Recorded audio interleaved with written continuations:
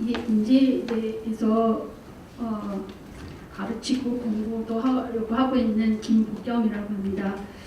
먼저 이 기획 주제로 물을 제안한 사람으로서 오전 발표는 제가 늦게 오는 바람에 못 봤지만 오후 발표에서 여러 발표 선생님들이 당황하시고 속으로 막 아우성 내시는 걸로 짐작되는데, 그렇게 하신 걸 보면서 한편으로는 나만 그랬던 게 아니었구나라고 하는 반가운 마음도 들었는데요. 언젠가 한 번은 물은 다뤘어야 했다. 그리고 오늘 발표 들으면서 앞으로 적어도 한 2번 이상은 계속 되어야 하지 않을까 그런 생각을 했습니다. 그런데 왜 이렇게 중요한 것인데 왜 기획주제 한번 마련되지 않았을까? 이제 의외로 아까 철학 분야에서도 이런 자리가 없었다는 걸 듣고 좀 놀랐었는데요. 그러니까 이게 물이라고 하는 것이 갖고 있는 보편성 이런 것 때문에 오히려 그에 대한 접근을 주저하게 하거나 또는 게을리하게 하거나 그런 것이 아니었던가 생각을 합니다. 그래서 문학과 관련된 참고문헌을 찾아봤으나 그렇게 생각보다 많지 않았었고요. 그 중에서 자리하고 계시는 대로 정우라 선생님의 논문이 여러 편이 있습니다. 근데 선우를 잘 모르겠어요. 제가 먼저 물에 대한 관심을 가졌었는지 아니면 선생님 논문을 보고서 그런 생각을 갖게 되었는지 모르지만 이런 연구가 좀 그야말로 하나의 좀 분야, 물 연구 이런 것으로 가도 의미가 있지 않을까라는 생각을 했습니다. 그러면 다음 페이지 넘어가서 왜 모근인가? 일단 제가 고려시대를 전공했었고 고려에 관련된 논문을 좀 썼는데요. 연구 자료가 굉장히 많습니다. 그리고 쭉 지금까지 훑어보니까 물에 관련된 것도 물에 관심을 갖고 보니까 물에 관련된 것들이 굉장히 많이 이제 보였었거든요. 그래서 이 색을 통해서 물에 대한 어떤 인문학적 통찰을 살펴볼 수 있지 않을까, 하나의 좋은 통로가 되지 않을까라는 생각을 했습니다. 근데 문제는 너무 많다 보니까 이거를 어떻게 한 편의 논문에 잘 다루느냐라고 하는 이제 이른바 왁구를 짜는 게 문제였는데요. 그래서 고민을 하다가 이게 물이 철학이나 학문 이전의 체험이고 생활이었다라는 것으로 출발해서 철학으로 다른 시들도 많이 있지만 일상에서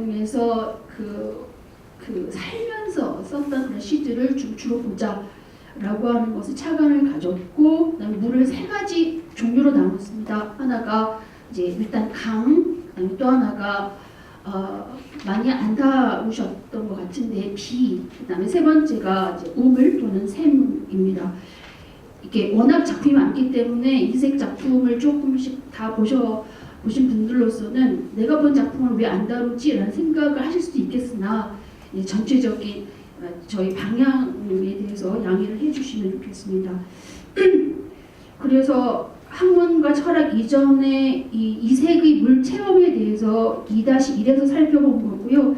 지금 방금 마친 정지영 선생님께서 여러 사진들을 보여주셨는데 그런 곳에서 이색이 유년 시절을 보냈거든요. 그러니까 태어난 곳은 영해였고, 그다음에 2살 때 한산으로 옮겨와서 여기서 유년 시절을 강을 끼고 그 강이 바다로 흘러 들어가는 것을 보면서 자랐었기 때문에 제가 오른쪽 페이지 가운데 쓴 것처럼 인용문 인용시 아래 이렇게 써놨습니다. 물론 고향을 그릴 때 산천을 함께 말하곤 했지만 물을 더 자주 얘기했던 것 같습니다. 그래서 고향은 한 이색에게 물로 기억되는 그런 장소이고, 그리고 그런 기억은 행복한 아주 충족된 그런 것으로 함께 그려주고 있습니다. 이렇게 한산의 그 진강, 진포라고 하는 곳이 어떤 근원적인 물체험 공간이었다면 이색이 청년 시절 고려와 그다음에 원나라를 오가면서 만났던 그 물들, 압록강 건너고 그다음에 대륙에서 있었던 그 장하게 흐르는 그런 물들은 이색이 어떤 세계관 이런 것을 트여주는 그런 역할을 해줬던 것 같고 청년 상기였기 때문에 기상, 기골찬, 기백 이런 것들 그런 것들인 것 같고 그런 것들이 실제로 작품들에서 나타나고 있습니다. 다음 페이지 보시면 그 제과를 27세에 합격을 했는데 그때는 또 이렇게 청년이잖아요. 이렇게 뿌듯해하는 한강물이 포도빛과 같아 이러면서 뿌듯해하는 그런 시들도 짓고요. 그러면 한편으로 자기를 좀 억누르면서 그래도 공부 열심히 해야지, 자만하지 말자 이런 류의 그런 시를 공자, 맹자 이런 것을 근거로 해서 짓고 있습니다. 이런 어떤 유년 시절, 청년 시절의 이런 체험이 계속 가는 건 아니겠죠. 생애 사마다 좀 달리 표현이 되긴 하지만 그 근저에 있는 이런 것들이 계속 가고 있었던 것으로 생각이 됩니다. 물 인식의 기저에서는 여기는 이른바 기나 설에 나타난 그런 논리들이라서 그 아주 간단하게만 다뤘습니다. 제 주 관심사가 이 논문에서는 이것이 아니었기 때문에요. 그래서 오른쪽 페이지 155페이지 보시면 침유정이나 평안설 두 작품을 이제 들었는데 우리가 알고 있는 그런 얘기들입니다. 물에 관련해서 물 없이는 못 산다, 물의 적응성, 유연성 이런 것들, 모든 것을 적셔준다 이런 특성들. 156페이지 보시면 평등하게 적셔주고 삼라만상을 비춰준다 이런 것들. 여기서 조금 더 나아가면 156페이지 예시된 시에서 보시듯이 어째 성리학의 핵심 태제인 본성 문제를 시를 가지고 다루고 있기도 합니다. 그리고 이세기 말한 경우는 우리 아주 각종의 물 있잖아요. 얼음, 끓는 물, 거품, 바다, 흐린 물, 맑은 물 이런 여러 가지 얘기를 아주 많이 하는데 결국은 이색은 그게 참 흥미롭게 생각이 드는데 결국 물은 하나다 라고 하는 결론을 여러 군데에서 보여주고 있거든요. 이것이 여러 형태, 외형은 다르지만 그게 기본적으로 갖고 있었던 생각이 바탕이 아니었나 그런 이렇게 분석이 됐습니다. 그래서 올해 상상력과 표상화 양상을 보시면 일단 전제를 해야 될 것이 이색의 작품은 권 6에서 권 34까지 3분의 2에 해당하는 부분이 우황대이고요. 이색이 노년기에 지어진 겁니다. 그러니까 관직에서 활발하게 활동했을 때에는 작품이 워낙 많이 지어지지도 않았었고 여유가 없었던 탓인지 그런 바람에 물에 관한 시도요 그렇게 많지 않거든요. 그래서 일단 전제를 해야 될 것이 노년기에 지어진 작품입니다. 그리고 관직 생활을 시작한 이후에 이색이 주로 활동했던 거점은 개경이었습니다. 근데 정치에서 이제 한 거를 물러난 뒤에는 개경의 중심보다 아니었고 주변에 여러 이사를 다녔습니다만 버들골, 묘각동 이런 그러니까 중심에서 비켜나 있지만 여전히 개경에 머물러 있었던 그런 이중성이 물에 대한 태도에도 좀 관여하고 있지 않았나 생각이 들었습니다. 3-1 첫 번째로 강이라고 잡지 않고 흐르는 물이라고 했는데요. 오늘 발표 들어보니까 이게 물의 진짜 속성인 것 같습니다. 흐르다라고 하는 거. 그래서 이 표제를 처음에는 연속, 유동성, 회기라고 잡았는데 물은 동사가 어울리는 것 같아서 조금 늘어지지만 이렇게 표현했습니다. 흐르다, 이어지다, 돌아가다이고요. 제시되어 있는 시들이 그 흐르는 물에 대해서 감성과 그다음에 자기 논리 이런 것들을 표현한 그런 것들입니다. 158페이지 네모 2번을 보시면요, 정선생 발표에 제가 많이 힘입고 있는데 제가 좀 질이 어두워서 이게 어떻게 이어지는지 모르겠지만 이세기 검주, 양천, 한강 얘기를 하면서 그 다음에 자기 고향 한산을 말하거든요.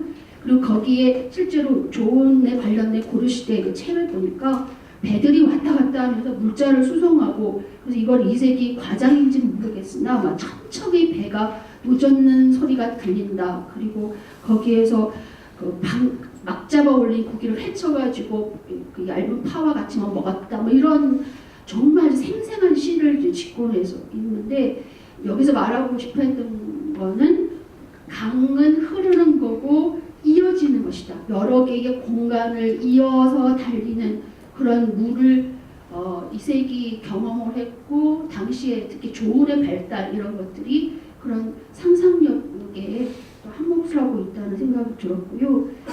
그 다음에 159페이지에 보시면 흐르는 물이라고 하는 속성 때문에 이어지다라고 하는 속성이 나올 것이고, 또 하나는 어디론가 향하고자 하는 그 욕망 때문에 결국은 돌아가고 싶다라고 하는 귀향, 향수 이런 걸 불러일으키거든요.